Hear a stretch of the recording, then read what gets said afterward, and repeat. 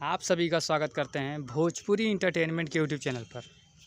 आ गए एक बार फिर बहुत ही बवाल और धमाकेदार अपडेट को लेकर।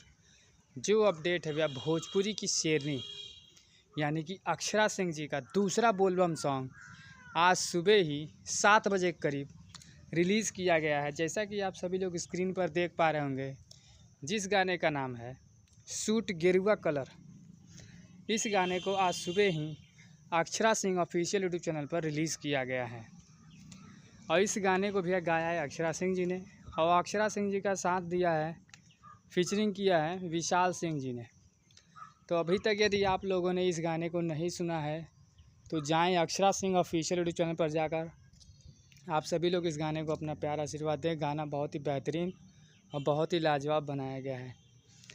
और भैया ऐसे ही भोजपुरी से जुड़ी हुई खबरों को पाने के लिए भोजपुरी इंटरटेनमेंट चैनल को सब्सक्राइब करना बिल्कुल ना भूलें और बेल आइकन को ज़रूर दबाएं ताकि हमारे चैनल पर जो भी वीडियो अपलोड हो उसका नोटिफिकेशन सबसे पहले आप तक पहुंचे।